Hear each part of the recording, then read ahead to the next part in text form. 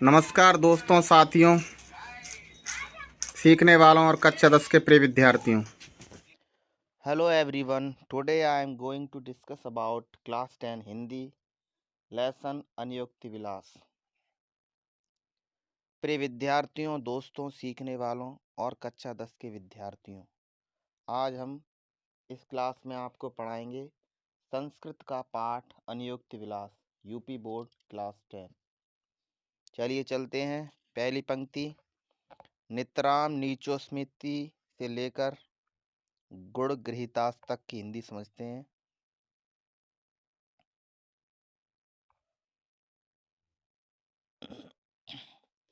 नित्रा नीचोस्मीति त्वं खेदं कूपं कदापि मा कृथा अत्यंत सरस हृदयो यतः परेशान गुणगृहीताश।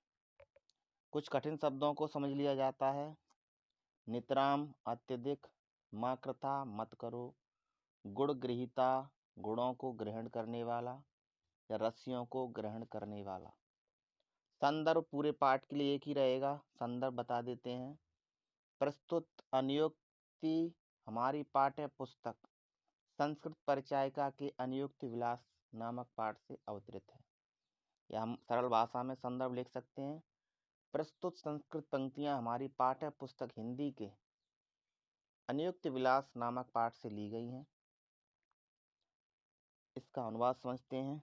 हे कुएं या मैं अत्यधिक नीच या गहरा हूँ।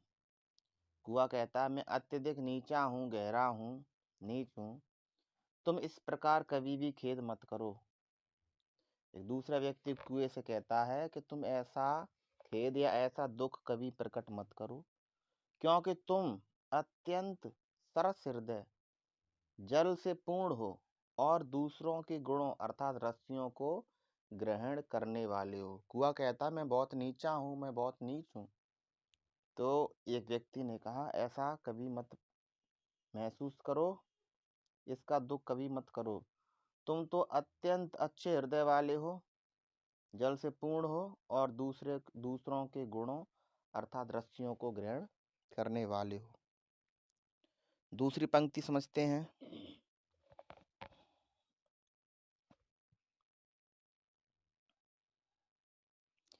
नीरक्षीर विवेके हंसलास्य त्वमेव तनुषे चेत विश्वस्मन्नुधुनाय कुलव्रतम पालयिष्यति का। कठिन शब्द हैं इसके। तन से बढ़ाते हो, करते हो, कुल व्रतम कुल के व्रत को, पालयिष्यति यानी पालन करेगा। हिंदी अनुवाद समझते हैं। हे हंस, यदि तुम ही नीर और क्षीर, नीर पानी, क्षीर का मतलब होता है खीर, तुम ही पानी और खीर का विवेक करने में आलस्य करोगे तो इस संसार में ऐसा कौन है जो अपने कुल का पालन करेगा। यानी हंस दूध और पानी को अलग अलग कर देता है।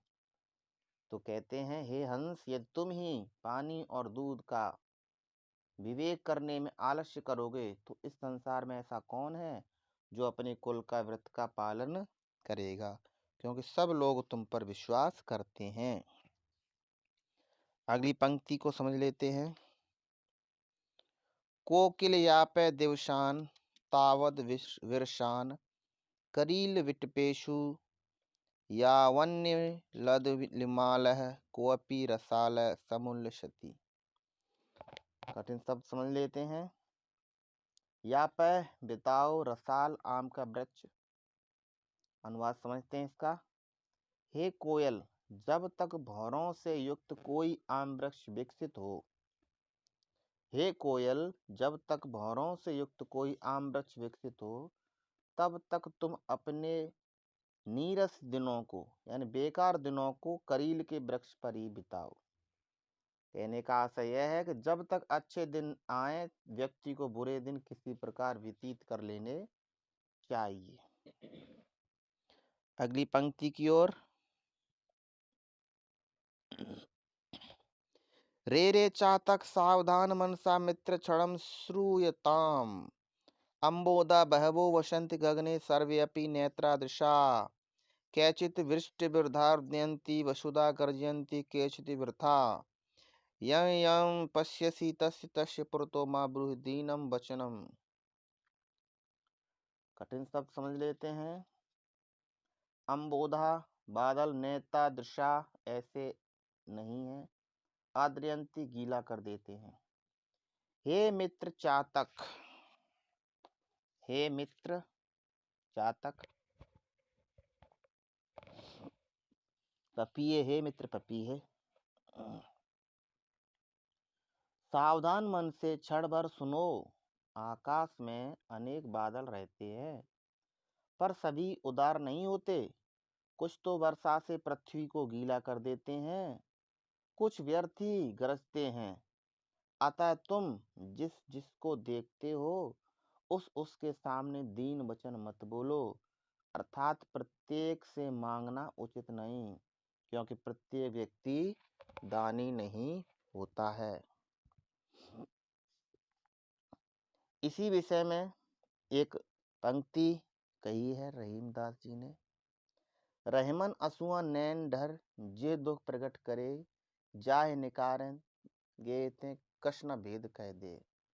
कहने का आशय यह था, ये भी रहीमदास जी यही बात समझाते हैं कि हमें सबके सामने रोना नहीं चाहिए, अपने दुखों को नहीं बताना चाहिए, क्योंकि हर व्यक्ति दुखों को बांटने वाला नहीं होता है। कुछ तो हमारे दुखों को देखकर हमारा उपहास उड़ाते हैं।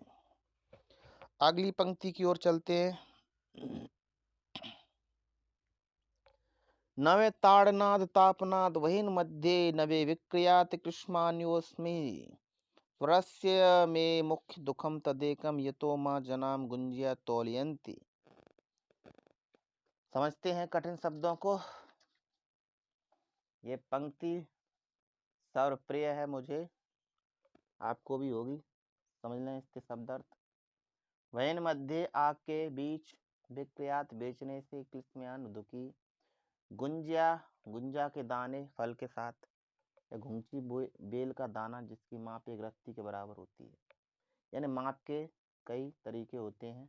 कुछ लोग तो सिक्के रखकर तौलने लगते हैं सोने को, तौलियंत तौलते हैं। अनुवाद समझते हैं। मैं स्वर्ण अथवा सोना न तो पीट जाने से, न अग्नि में तपाए जाने से, और न बेचे जाने से दुखी होता हूँ। मुझ स्वर्ण का एक ही दुख है कि लोग मुझको घुंघची से तौलते हैं, रत्ती या घुंघची से तौलते हैं। अर्थात मेरी कितनी ही कठिन परीक्षा ली जाए उसमें दुख नहीं, किंतु तुच्छ या छोटे से मेरी तुलना की जाए यही दुख है। सोना कहता है मैं श्रेष्ठ हूँ, लेकिन उसके बावजूद भी मेरी तुलना घुंघची से की जाती है, बिल्कुल तुच्छ से की जाती है।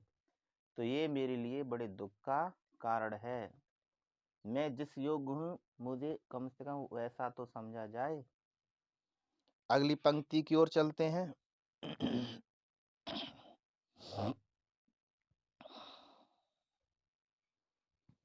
रात्रि गमिष्यति भविष्यति सुप्रभातम भास्वानुदेश्यत्य हस्यस्ति पंकजाली इत्यम विचिंत्यति कोशगते द्विरेफे हा हंत हंत नलनी गज उज्जहार। कठिन शब्द समझ लिए जाए। भास्वान सूर्य, उदेश्यति उदय होगा, पंकजलि कमलों की पंक्ति, इत्थम इस प्रकार, विच्यंती विचार करने पर, विचार मग्न होने पर, कोशगते द्विरेफे कली के अंदर बैठे भौरों के, हा हंत हंत दुख का विषय है कि। अनुवाद समझ लेते हैं। कोई भौरा कमल में बंद हो गया, वह रात भर यही सोचता रहा कि रात्रि समाप्त होगी, प्रातः काल होगा, सूर्य उदित होगा, कमल समूह विकसित होगा। दुख का विषय है कि कमल कोश में बंद भौरे के इस प्रकार विचार मग्न होने पर किसी हाथी ने कमलिनी को उखाड़ लिया। अर्थात व्यक्ति सोचता कुछ है जबकि ईश्वर कुछ और ही कर देता है। कहने का आशय है, रात्रि का समय, रात्रि होने वाली थी, कमल बंद होने वाला था। एक भौरा आया, उसमें बैठ गया, कमल बंद हो गया। भौरे ने सोचा प्रातःकाल होगी तो कमल खिलेगा, तो मैं भी उसमें से निकल के उड़ जाऊंगा। लेकिन ऐसा हुआ नहीं। एक हंसनी आई और उस कमल के पौधे को ही उखाड़ डाला, तो जो कमल था वो कभी खिला ही नहीं और भौरा उसी में बंद रह गया और मर गया।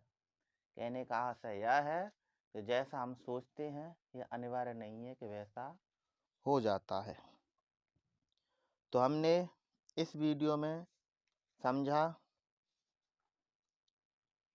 संस्कृत परिचायिका कक्षा 10 का पाठ 2 अनियुक्त विलास की सभी पंक्तियों की व्याख्या हमने समझी। वीडियो को बार बार देखें। यदि हम जल्दी बोल रहे हैं तो आप वीडियो की सेटिंग में जाकर स्लो कर सकते हैं। ऐसा लग रहा है स्लो बोल रहे हैं तो आप फास्ट कर सकते हैं। समझ में नहीं आ रहा है तो बार बार देखें, समझें, कमेंट करें। आज के वीडियो में इतना ही। तब तक के लिए धन्यवाद।